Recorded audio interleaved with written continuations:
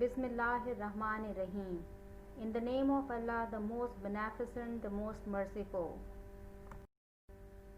In this video, we are going to discuss some terminologies that will come across every now and then throughout the session.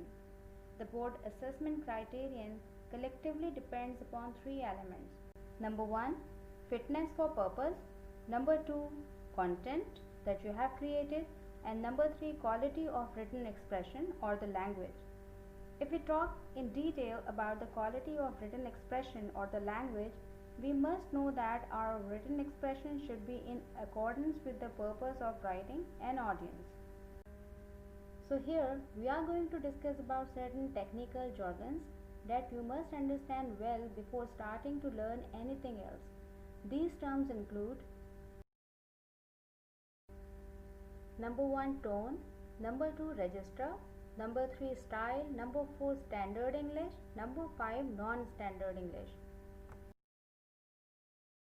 Let's talk about the tone first of all. Tone in written composition is an attitude of a writer towards a subject or an audience. Tone is generally conveyed through the choice of words or the viewpoint of a writer on a particular subject. The tone can be like formal, informal, serious, sarcastic, comic, sad, cheerful, etc.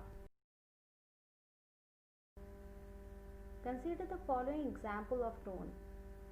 Number 1, I want to ask the authorities, what is the big deal? Why do they not control the epidemic? It is eating up lives like a monster. Now consider the second example. I want to draw the attention of the appropriate authorities towards damage caused by the epidemic. If steps are not taken to curb it, it will further injure our community. You must have noticed that the theme of both the passages or the examples given here is the same. The tone of the first example is casual or informal, while the tone of the other example, the second example, is more formal. Now take this example of tone in common speech. These are the dialogues between a father and his son. Example number 1. Father, we are going on a vacation. Son, that's great. The tone of son's response is very cheerful here. Now second example. Father, we can't go on vacation this summer. Son, yeah, great. That's what I expected. The son's tone here is sarcastic. Now it's time to understand as to what a register is. In linguistics, a register is a variety of language used for a particular purpose or in a particular social setting. For example, would you mind passing the salt is appropriate for a formal situation with a stranger. On the other hand, the second example, pass me the salt, would be used for a situation where friends are talking. So it is an informal register. Register depends upon the following things. Number 1, audience. Number 2, situation. Number 3, topic. The language register determines the vocabulary, structure, and some grammar in your writing. The three most common language registers in writing are number 1, formal, informal, and neutral. We use different language registers for different types of writing, just as we speak differently to different people. You would not speak to the president of your country the same way as you would talk to your brother. For example, to your brother you might say, "What's up? It's awesome that you came to visit." But surely to the president of your country you would say, "Good morning, Mr. President. We appreciate your visit." So the third terminology is style. The style in writing can be defined as the way a writer writes. It is the technique that an author uses in his writing. Style varies from author to author and it depends upon number 1, sentence structure, number 2, word choice, number 3, tone of the writer. Now let's have a look at the types of style.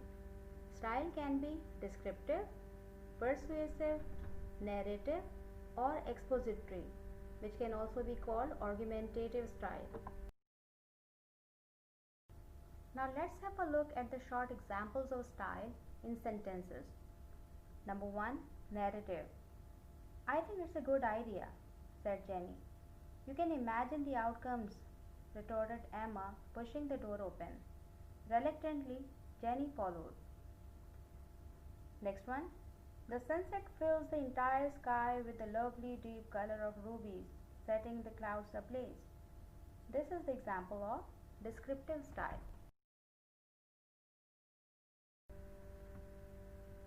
Now, the next example. A trip to Switzerland is an excellent experience that you will never forget, offering beautiful nature, fun, and sun. Book your vacation trip today. The other example of the same sort. Tax raising strategy is wrong because it will cripple businesses. We should reduce taxes to boost growth. Here you can see that the style is persuasive. Next style is expository.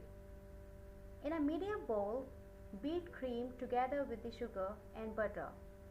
Beat in the eggs one at a time. Then stir in the vanilla. Combine flour and baking powder. Add to the cream mixture and mix well. Finally, stir in the milk until batter is smooth. Pour or spoon batter into the prepared pan. This is the example of expository style.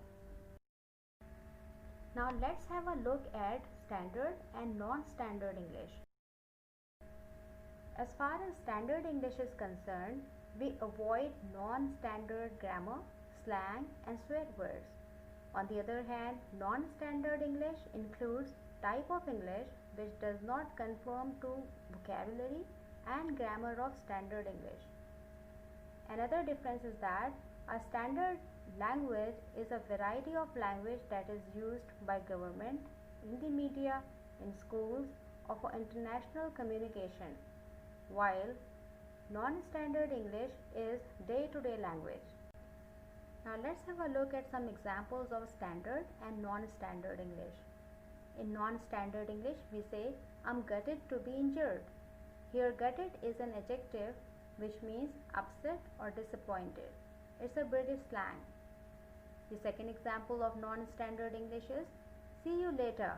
Here you can see that the spellings of see and you is non-standard. Now look at the third example of non-standard English. I don't want no drink. Here the speaker uses double negative, don't and no. So it is non-standard. Still, you gotta admit, here gotta is used for as a short form of got to, which is non-standard. Dear students, I am sure today's video will be very helpful for you. Please make a note of all the terms in your notebooks. Now it's time to say goodbye. See you later.